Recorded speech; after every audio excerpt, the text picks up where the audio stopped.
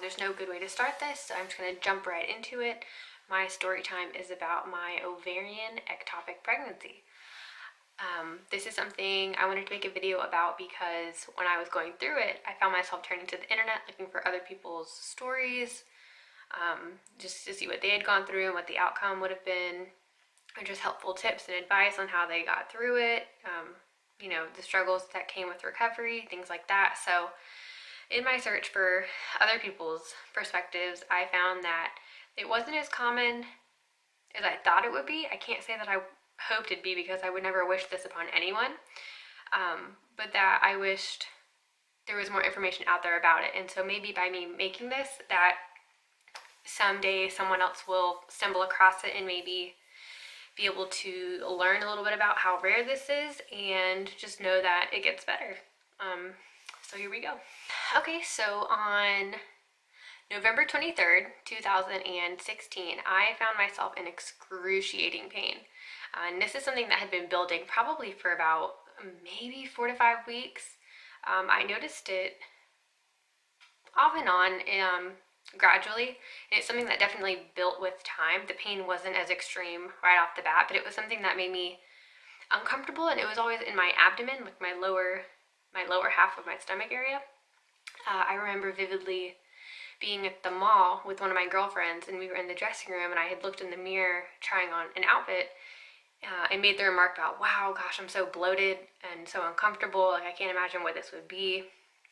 And so kind of brushed it off, thinking that being a female, it would be, that time of the month would be coming, or it could have been anything. We had just eaten some really grimy Chinese food at the mall. Like, it really could have been anything at that point, and I had no idea. So we brushed it off and didn't think much of it. And then a couple weeks by, and it got progressively worse. Like, the pain was almost unbearable. I mean, to the point where I had problems being comfortable picking my children up, or simply like standing up for long periods of time to do the dishes, things like that. Just any normal everyday activity that you would think wouldn't cause you pain was causing me severe pain. And so I want to say it was a Tuesday. Tuesday was the 22nd. I went out to coffee with another girlfriend late into the evening, and we like to meet up for coffee every now and again and just talk about like life and our problems and things like that. And so I had candidly or openly told her about the problems that I was having, and she had told me that she had her gallbladder taken out, and so we kind of were troubleshooting and trying to figure out what my symptoms were. Maybe it was gallbladder, maybe it was my GI, it could have been anything bowel wise. And that's something, it's kind of not embarrassing to talk about amongst your friends, but it's something that you just feel, I guess, bizarre talk. Like, you don't want to talk about your bathroom problems out on a coffee friend date, you know what I mean? Or it's peculiar. So we got to talking, and she's like, no matter what it is, you really just need to get it checked out. If the pain is this severe, there's a reason for it. And so that kind of resonated with me. And she had said, even if it is something as silly as just like being bloated or having IBS, or just having stomach cramping from eating certain foods, like, it could be so simple, but to have it figured out is going to help you a lot. And so that's something, I took with me into the next day. I woke up, and this was the 23rd, so the day before Thanksgiving, mind you, and I had been having the worst pain. Like, it had peaked at this point. I woke up probably like, I don't even know, maybe like 7:30 in the morning, early enough to where I had to wait to call my doctor's office because the phone line doesn't open until 8 a.m. And so I had waited, and finally, I was praying to every God in the world, like, please let me get a last minute appointment. It was the day before the holiday. I know a lot of people had been traveling, and my doctor's office was about to close down, for early office hours. And so I called, and luckily for me, they were able to get me in. And so I went in, told them my issues, and again, they thought it was the most peculiar. Like, there was no one reason that this could have been. So the doctor had suggested that we run some labs, and so that's what we did. I left that appointment and went to my lab, which is in the hospital. My doctor's office is in our hospital, which is really super convenient. So I just walked down the hallway to the lab, had some blood draws, and I went home, and that was that. She did tell me, though, that because of the severity of pain I was having, that she would put a rush on it, and so to expect a phone call from her within the next 2 to 3 hours. Awesome, right? So time goes by, I come home, and at this point we had plans, my husband and I and our 2 girls, we had plans to travel home to Georgia to stay with family for Thanksgiving the next day. So the plan was he was going to come home for, you know, the end of his early work day. He was going to take a little nap, and then we were going to get in the car and go down to Georgia.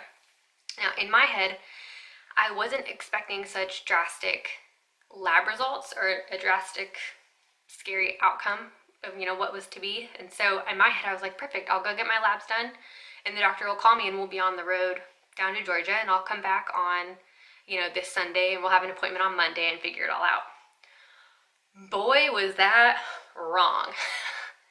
So wrong. That's not at all what happened. And so I remember Kason had come home. He decided to take a little nap before we got on the road, and I thought, this is a great time. I'm going to get in the bath and just kind of like mellow out, relax, de-stress before we pack the kids up and start driving. And so I was getting out of the bathtub and literally still soaking wet, had a towel on. My phone rings, and I answered it. And so the doctor on the line says to me, "Hi, Heather. This is Dr. So-and-so. We got your lab results back." She's like, "The good news is we couldn't find anything wrong with you. Everything seems to check out normally, except," and this is where like my heart's pounding, you know, I'm holding my phone up to my ear. Never would have guessed this. She says to me, "But you're pregnant." Okay, like that's not what I was expecting at all. This obviously wasn't something we had planned for. Not that babies come by accident, but that the timing didn't add up. If you are of childbearing age, and you've had a period before, you're kind of able to track your cycle, and you're able to tell when you'd be ovulating. It's, you know, long story short, it wasn't planned. Not that we wouldn't have been happy to be pregnant, but it just wasn't planned. And so it was very shocking to hear. And so she's like, "Okay, except you're pregnant." I'm sitting here just letting that resonate in me. It's ringing in my ears. And she says, "Due to the pain that you're having, I would really like, if you could, are you able to come back in and get an ultrasound done?" I said, "Yes, absolutely. Like, I'm coming right now." So luckily for us, my doctor's office is only about 10 minutes down the road. So I jumped in some clothes and I went downstairs, woke up Kason on the couch, and I said, "Listen, this is what's happening. The doctor's got me my results back." And he had known. I've been, you know, I always tell him everything medically, especially he's my husband. He gets to hear it all anyways, whether he wants to or not. So I told him, I was like, "I'm okay as far as we know, but I'm pregnant. And so the doctor wants to see just what's going on, because I shouldn't be having this much pain, you know." And so he said, "Okay, well, you know, we're going to handle this. It's going to be okay." So he stayed home with the girls. And again, this is me thinking very lightly on the situation, because not in a million years could I imagine things turning out the way that they did. So I hopped in the car by myself and drove 10 minutes down the street to our doctor's office, which again, as I said earlier, it's also in our hospital. So get there, immediately they take me back in front of, and this is where I kind of feel rude. So like I said, I didn't know the severity of the situation, but they take me immediately through a room full of people waiting in the waiting room. I'd completely bypassed everybody. I'm sure that gave some questionable looks in my way, but they take me back, they do the ultrasound, and I don't hear much of anything. It's kind of radio silent. The doctor and the nurse, they're checking, and I hear a lot of, okay, all right. I had to get a drink, I was dying. Okay, so a lot of mm-hms and nah-hs, and that's never a good thing if you've been in a doctor's office, especially if you're a woman and you've been pregnant or you're trying to be pregnant and they have a sonogram going on you. So basically they had said, "Listen, this is a really old piece of equipment," which it was. I mean, and I could tell it was very small, just like a portable room-to-room sonogram that they can just transport back and forth between smaller rooms, I guess. They said, "We're going to send you down to radiology to get a better look at what we're trying to see. We'll see if we can see anything." And I was like, okay. So I take my butt out of the waiting room, go down the hall, walk into radiology, and they were expecting me right away, which at the time should have been kind of alarming. It's just not something nobody knew at this point. No one knew, but we're getting to that. So I guess it's important to just pause and tell you what I was feeling at that time. Having been pregnant 3 times prior, like I have 2 children. but I've been pregnant a third. We had a miscarriage January 2015. But like I said, having been pregnant prior, I knew that me being in this much pain wasn't normal. So nothing good was going to come of this. I did not have high hopes for a full pregnancy. My mind wasn't even going there. Like, having babies before, you get, you see the little lines on the test and your heart just explodes with joy. You're so excited and you start planning everything. Like, you can almost see your future in an instant. And when I got the call and she told me I was pregnant, that just didn't happen for me. I think I kind of knew right then that this wasn't going to be a happy ending. Not that it was going to be as scary as it was, come to find out, but that I just didn't have a good feeling about this right away. So I went to the radiology department, and the radiologist, or tech, I'm not sure what to call that person, she was so kind to me. And I think she could just tell how much pain I was in, because at this point, like I said, that morning it had peaked. And as the day progressed on, this was probably around, I want to say noon or 1 o'clock, I get down to her, and so she's looking at the screen, and we're making small chit chat, but she's not really. So she's being very kind to me, and she said, "Okay, we're all done." And as she goes, "Do you need help getting up?" I was like, "No, I think I got this. I'm okay." And so, I struggled to get up the bed, because like I said, I've been having lower abdominal pain, and you use your core stomach muscles. You can't see down here, I know, but you use your stomach muscles for everything. But that area was so bloated. And when I say so bloated, I mean I am a very petite girl. I am 5'2" and 113 pounds. I looked about 5 months pregnant at this point, because I was so bloated, and in my head I was just filled with gas. I was having stomach cramps. Like, I could not explain why I looked that way, but I knew something was wrong. So I was like, "No, I'm okay." Come to find out, we're getting there. Bear with me. So I get off the table and I limp my butt back down the hall to my doctor's office. And by the time I had gotten back there, the radiologist had already phoned up to my doctor's office, got the secretary, got the doctor. They had linked up, and my results were sent over. Like, it wasn't taken lightly. It was very serious. And so I get back into the room, and my doctor walks in, and she says, "Listen, Heather, we got the results back from radiology, and the screen to us appeared to be completely black, which indicates that there's a lot of fluid." That's confusing if you don't know what that means at that time, if you're not in the business of looking at ultrasounds. And so I said to her, I'm like, "Well, what do you mean?" And she's like, "Well, hold on, let me bring in somebody. We have someone coming down. We're going to talk to you together." And I was like, "Okay." And as she was saying that, he was already on his way. I'm telling you, these people were so gracious and kind, but urgent. They took this as serious they could be, and I am so grateful, because here I am still not understanding the severity at the time. So I guess my OB comes in, and he was new to me then. I had no idea who he was, but he came in and he introduced himself, and he said, "Hi, Heather, I'm Dr. So-and-so. I'm going to be working with your other doctor." He's like, "I just want to go over with you what I'm seeing and what this means for us." And I was like, "Okay." My heart's racing at this point, because if you're calling in other doctors to explain something, something is about to go down. So he sits me down, and he repeats what she had said. He goes, "Listen, we looked at your scans, and the screen was entirely black. And what that means to us is that you have a lot of fluid in you, presumably blood." He goes, "I think we checked your blood levels." Okay. So he says, "You've checked your blood levels, and your numbers are pretty high." And by numbers, he meant my pregnancy hormones. And so by telling me that they had seen a lot of blood on the screen, he was inferring to a ruptured ectopic pregnancy.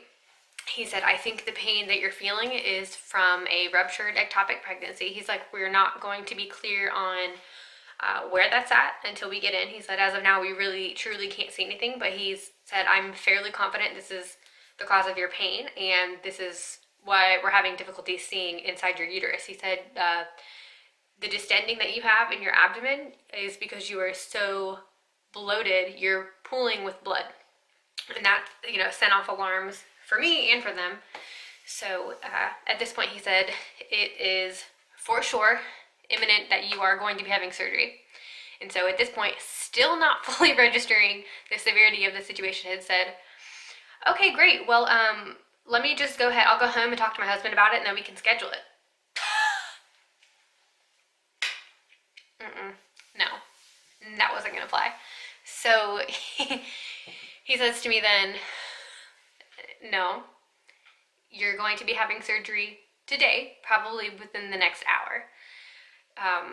At that point, my mind starts racing. I'm pretty scared because I am by myself at the doctor's office in the hospital, and yeah, I didn't know what kind of surgery I was going to be having. It wasn't fully talked about. Like, this was happening very, very quickly. He literally just told me, there's blood in your abdomen, we think you're bleeding, you're having X, Y, and Z. It makes the most sense that this be the diagnosis, and you're having surgery again.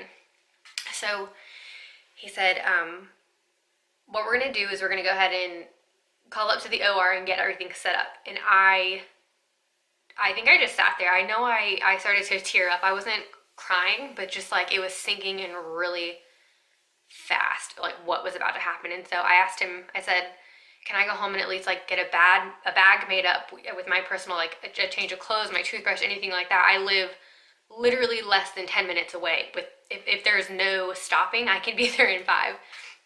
And he looked at me and said, I don't think you understand the severity of what's happening. He said, I legally cannot let you leave the hospital because you are now, I'm responsible for you now. He said, it's 1 in a million that this could happen, and I'm not trying to scare you, but there's a chance that if I let you leave, you wouldn't make it home. He's like, we don't know the severity of it, but we do know that you are bleeding internally, and we need to stop it. So he said, what we'll do is we'll call your husband, or, you know, you can go ahead and call him. We'll make arrangements for you to get him up here as quick as we can. He's like, but you are my priority at this moment, not your toothbrush. So you can just kick that idea out the door. He's like, we're gonna go ahead and take you upstairs and get everything started. He asked me if I had any questions, and then he kind of just ran down the list of like, just things, nice things that doctors say to calm you down. Like, it's going to be okay, we're going to take care of you, like, we're really lucky, you know, we're getting this fixed right now. He's like, I bet you had great plans for Thanksgiving. And I ended up telling him like, yeah, we were gonna go out of town. And at this point I felt so bad because I didn't understand what I was going through at that time. I knew that I was about to have surgery, but I didn't quite understand what was happening. Also, it kind of started to slowly sink in that I was pregnant, but that this wasn't, I wasn't getting a baby out of this. I was actually losing a baby. And so in that, also losing a part of me, I didn't understand what would be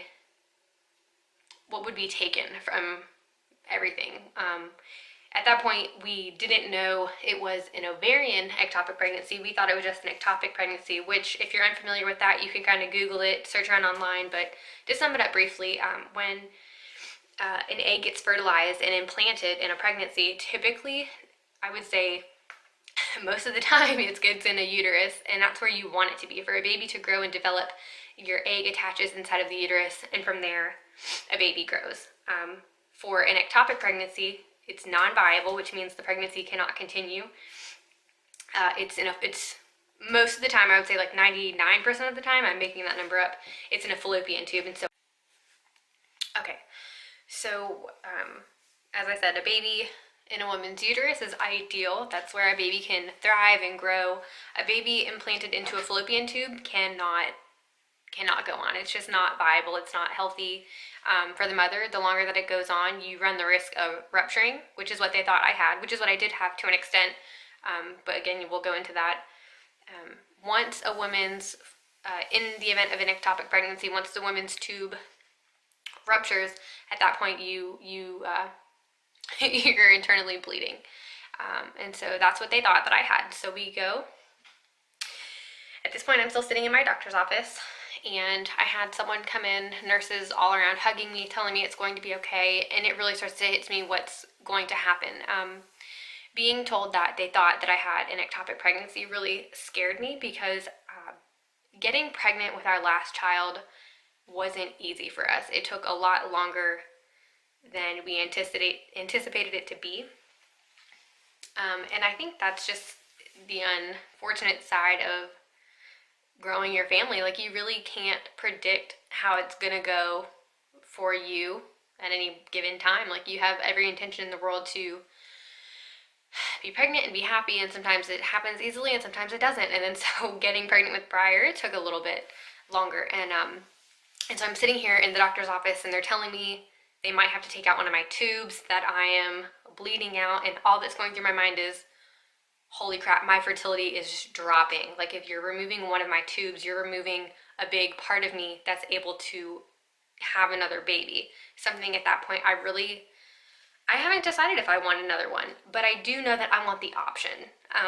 Whether or not we have another kid, it'll be our decision when and if we make it.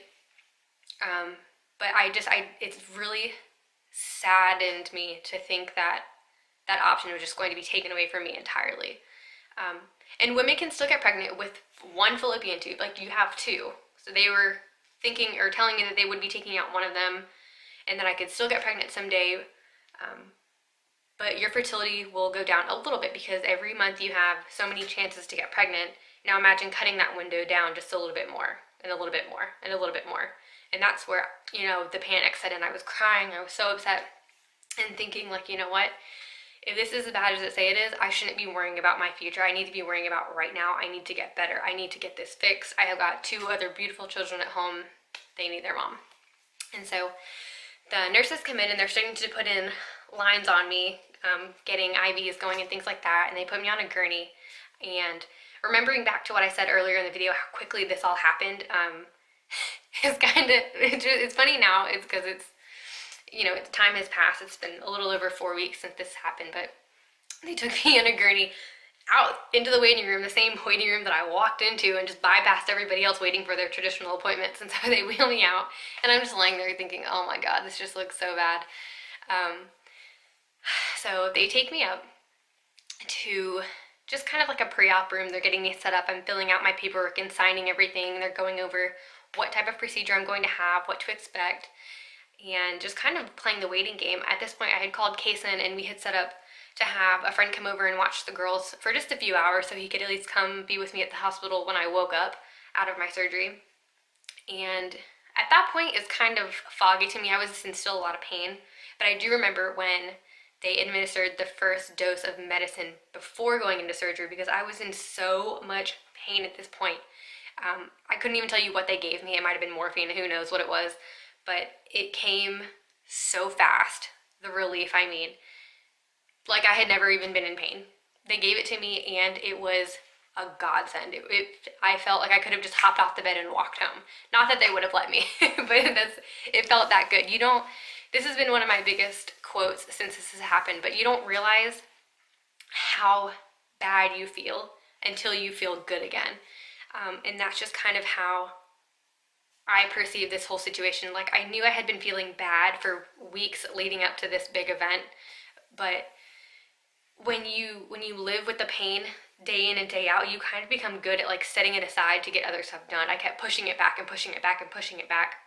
And I think that's what got me to this point of needing such drastic surgery. I would have needed surgery either way, but maybe I would have had time to prep for it, not be in as much pain. It wouldn't have had to get to this point. And so they take me up and they explain to me that I'm going to have a laparoscopic procedure, which is where they go in. I have 3 tiny incisions, one on each of my hips, about that area, and then one through my belly button. And then so they go in with cameras. They kind of puff you up with, I believe it's CO2. That might not be right. But they fill you up with air so that way they can move around and they can see what they're doing inside of you so they can fix everything. So I am in the operating room. I'm about to be put under, and my doctors are phenomenal. They are so kind. They've made me feel as comfortable as I can be. They're talking to me, making me feel so assured and just prepared for what's about to happen. They said, listen, we're going to fix you. No matter what, you're going to be okay. And that's great to hear. So I go to sleep and I wake up. I couldn't even tell you how much time passed. I think I was told it took maybe about an hour and a half. What ended up being the case, they discovered that they went in because, again, this is not something they could see on the sonograms, because I had so much internal bleeding, they couldn't see past the blood. I was pooled up to the rim with blood. That's why my tummy was so out to here. They come to find out, as rare as this was, I had an ovarian ectopic pregnancy, which means the baby, instead of growing in my uterus and instead of growing inside a fallopian tube, was actually growing inside one of my ovaries. Now, this is so rare that my doctor didn't even explain this to me as a possible option. I remember coming out of surgery being a little bit foggy and coming off of the anesthesia, him briefly mentioning this to me. He had said that this is something he had never seen in his career and that he wouldn't likely see again, at least not for a very, very long time, because that is sincerely how rare it is to happen. And so he said that's what they think the cause was. He said that my ovary had ruptured, and that's where the blood was coming from. He said I was internally hemorrhaging, that the wound, so to speak, was so large. And so what they thought had happened was the baby had grown past its own mortality, I guess, or viability, and it ruptured the uterus. And at that point, my uterus ruptured my ovary. And at that point, the baby miscarried itself. My body, the baby was no longer living, but that my body, it couldn't heal itself. It couldn't have scabbed over. It couldn't have clotted. It would have just continued to bleed until I eventually wouldn't have been living anymore. I would have just bled and bled until it was obvious that something needed to be operated on and fixed. But at that point, who knows how bad it could have been. And so he told me that they did a couple of tissue samples, and they sent them down to pathology, that they took samples, just remnants that they found inside of me. They sent them off to the labs to be tested to see if fetal tissue was present, and that we would get those results back. And but for the most part, everything's good. They went in, they cauterized, it was my right ovary. They went in and cauterized it, and he explained to me that women only need one ovary and one tube and a uterus to have a successful pregnancy, and that everything was still good. He said I was very lucky that I still have both of my tubes and both of my ovaries. And at that point, because they had to cauterize it, they aren't sure how effective it's going to be in producing eggs in the future, but that it's still very likely that could be a completely functioning ovary, that it could still work. It's just something we won't know works until I go to try and get pregnant again. And that's not something we should really be worrying about at the moment, so we push that out of our head. You only need one. One's good enough for me. So I stayed the night in the hospital, and I remember the next day being discharged and being told to come back every 3 or 4 days to get my blood drawn.